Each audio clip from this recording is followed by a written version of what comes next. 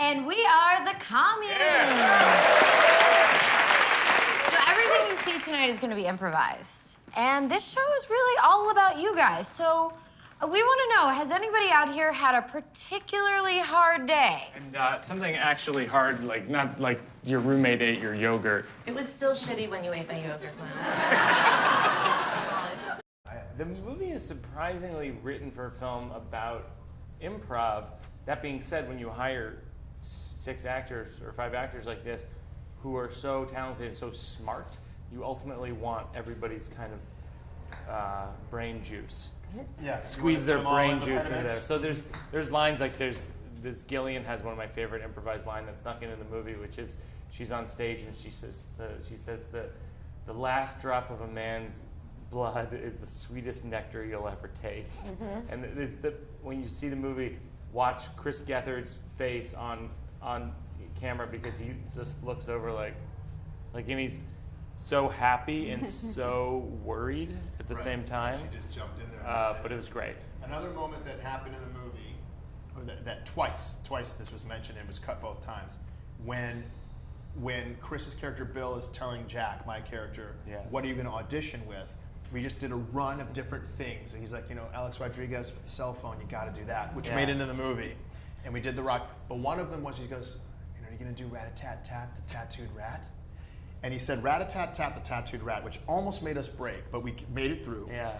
And it did make it in the cut. But then, in one of our improv sessions, when we were the Commune, Gillian played Rat-a-tat-tat. She came down stage and was improvising. I'm Rat-a-tat-tat, She goes, I'm Rat-a-tat-tat, the tattooed rat. rat. And she kept, which is the hardest I think I've laughed in about 8 months. Both things cut. And both things cut out of the movie. There was a moratorium on Rat-a-tat-tat, the tattooed rat. And there's another one where we're improvising a little bit with Ben Stiller and asking him real questions about his career. And Tammy, who's a super fan, goes, so what happened with you and Janine Garofalo? And Ben Stiller just starts laughing. And he's like, well, we tried to make it work a little bit. We made some movies, we were friends, we're still friends. But, and Tammy goes, another life. And in the edit, we laughed about that so much. I mean, there was a point where that Ben Stiller scene was 5 minutes long. And it was just like, this is too much. It tips the movie over into another genre. Because ultimately, the film in the edit was all about the calibration of laughing and crying or laughing and being, concerned about the characters. And if it's too funny to a point you're like, oh, I'm in a different movie. Yes, right. No, that makes sense. You're right. You points. can't. That's right. You had to kind of make the laughter a little more sparse. Yeah. Another I want to movie. tip it over. Another movie. Another movie. Another movie. Okay. You have to do the Porches things too. Porches. We have aluminum porches. Enclosed. My character, Samantha, believes success is doing what makes you happy. And so for her, that's doing improv, performing with this group, and ultimately she finds a way to keep doing that. I don't want to give too much away. I think she's a better person than I am because I like money. Oh, yeah.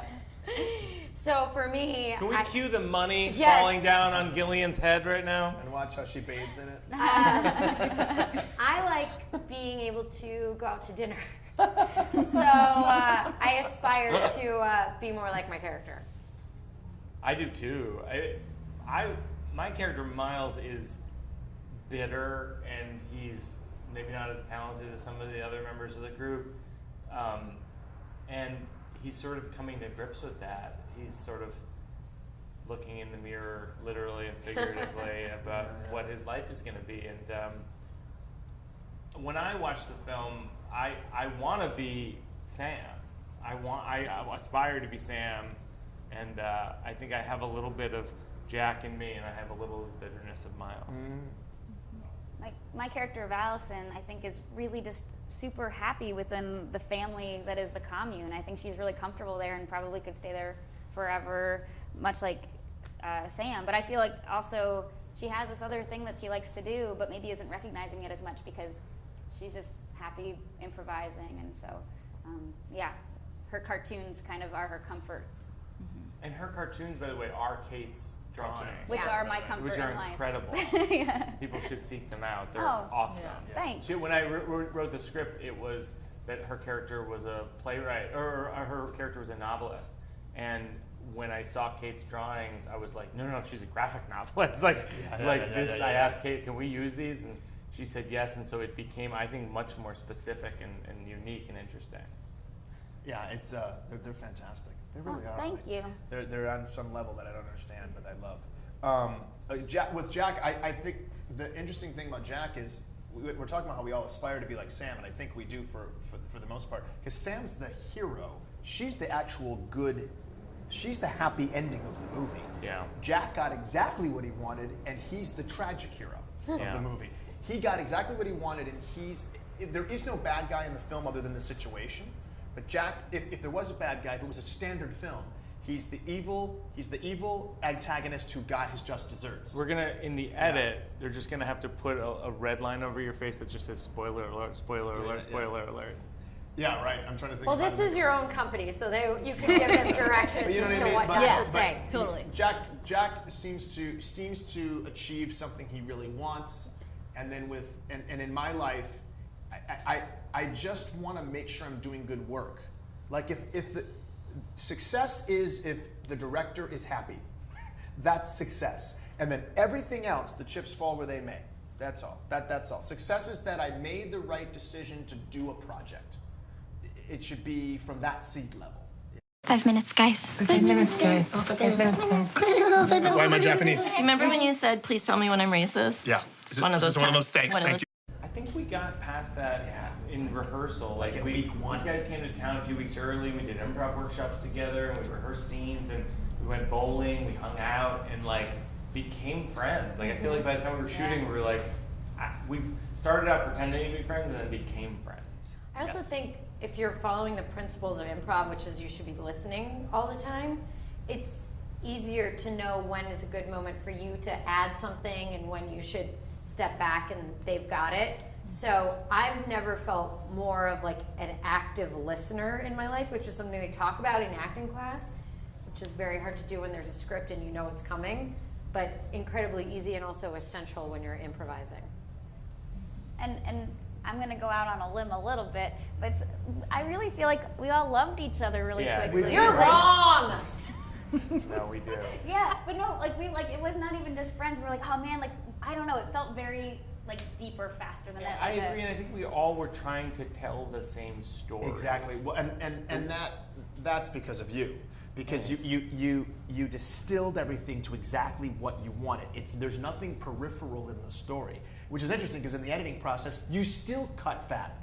I thought there was no fat in that script, and then you still cut fat. So I think you're right. We were all on the same page thematically. Even sometimes, I would give you or Gil a note or something, and you guys would be like, "Yep, I should have thought of that." I should have thought of that. It wasn't ever a note where people are like, "What do you mean?" It was more like, yep, let's do that. That's a perfect way. I don't think anyone ever responded to you that way. Yeah. I know, Gillian, you and I both went, didn't clash. "Oh, right, we see where you're going, Yeah. Mike," because all we wanted to do was make his vision come true. All we wanted was to And realize at a his certain vision. point, it became a group vision. Yeah. I think each character is staying in their lane too, which really helps because everybody was doing their thing. You know what I mean? But together, we were all. But the script stitches us together. Totally, but there was never any.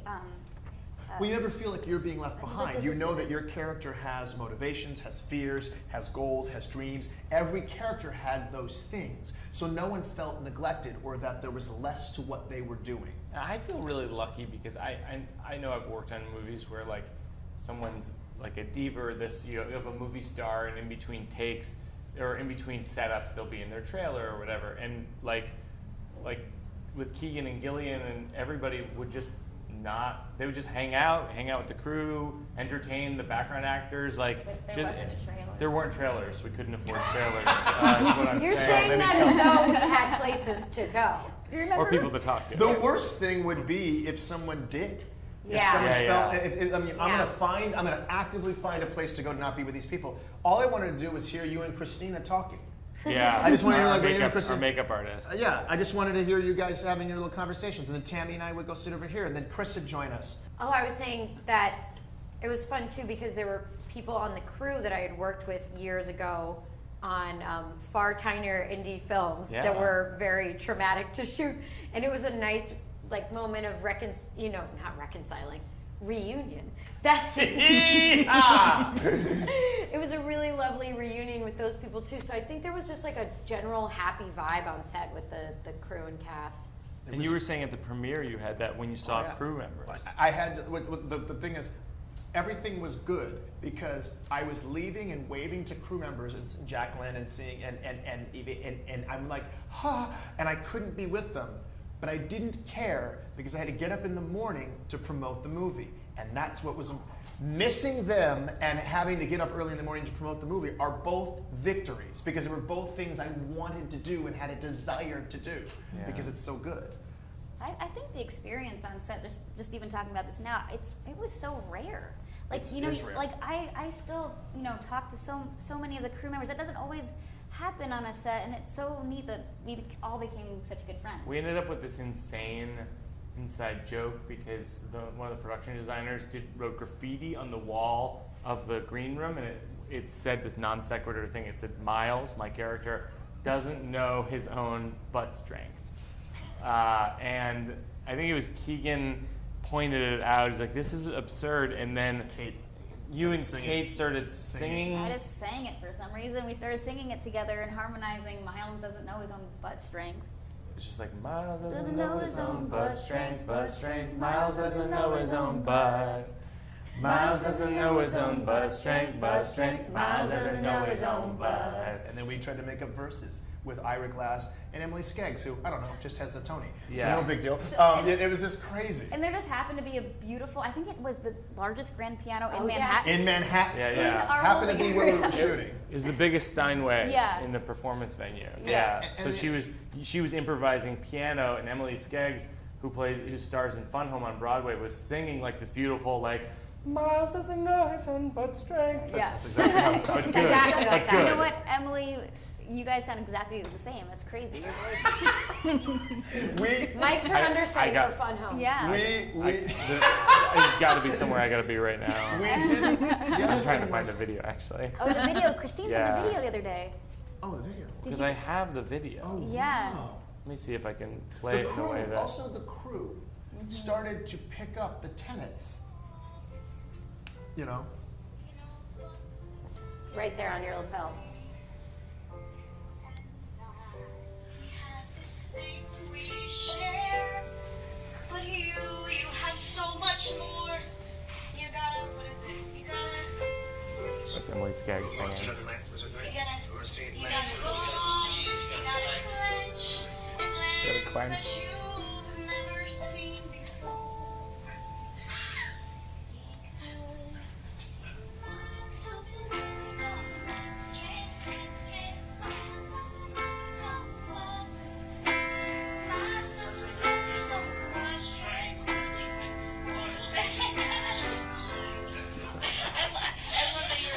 Bravo. And then it falls apart from but I mean, we're just having. And then there's this nice moment in the piano. It makes me want to record this song for real. Oh, yeah. We should our go to charity Columbia. Yeah. It's kind of like our We Are the World. Yes, But for our movie. We should go to the Hit Factory. Hit Factory, yes, let's get it going. We are on Capitol Sunset Records Boulevard building. right Yeah. now. Wrecking Crew. We can throw a stone at a recording studio, I'm sure of it. Oh, absolutely. I'm looking for an apartment, and it sucks. Why specifically does it suck? The only one I can afford has the bathroom in the kitchen. Hi, great. Hi. Okay, so as you can see, we have there's 2 bedrooms. Lovely. Here is the kitchen. Nice. There's a beautiful bathroom. Is that a toilet? Yes, that is. The toilet is in the kitchen. Yes. And Yes. who are they? They are. They are orphans. They are orphans. It was my first love in college. I was cast in the improv group freshman year. And learning those principles when you're that young and malleable of don't think and say yes, and it's all about the group. I think affected everything I did after it. So it affected how I work as a director, as a writer, as an actor. And even when I drifted away from improv and did sort of stand-up and made movies, but I think the principles held true. And then when I met Keegan, after I wrote the script, he was just like, this is a script about my life and we don't even know each other. Right. Yeah, and the same thing was for me. I think it's one of the greatest tools for writing or generating material. And it's also one of the greatest tools to say yes to yourself. Say yes to yourself, right. Yeah. And don't be afraid of putting out that idea. It's always fantastic. It helps you can create a world that fast. And you can help other people jump on board of that world. I think the skills they're so crucial in my career and in my life that I have to use them. And I know when I'm not using them, which is helpful. I did not have any improv background, but I think that the principles, like they were saying, of improv make you a better performer and probably make you a better person, because... That's what Sharon Halpern always says, who runs I.O. in Chicago. She says improv is a lot about being a good person. Yeah. And also being like a generous castmate and person, because I mean, they say that in acting classes all the time, like, you should be focused on making your scene partner look good rather than worrying about yourself. And I feel like when I really am in that mode as an actor, that's when the best work happens. So, and I think that's probably true for life and relationship, but it's hard to always remember that. And I was in an improv group in college for about 2 days. We had t-shirts made, but then we did one show and it failed. You made the crucial step of having t-shirts merch. made. You guys jumped in. You jumped Merch off first. I still have my Catholic Guilt t-shirt. Merch first. Catholic Guilt was the name of the team. Guilt? That's a Catholic good college, improv it's a Catholic team. college, name. Loyola Marymount University. Yeah, right? I know. That's a good one. And then I took the 101 when UCB first opened, but then I started a comedy duo, and I knew I wanted to be in comedy, but then I just took this other route. But now I want to do more classes and learn. The commune is going to be, we're going to have some reunion shows. God. We're You gonna better be like, bone up.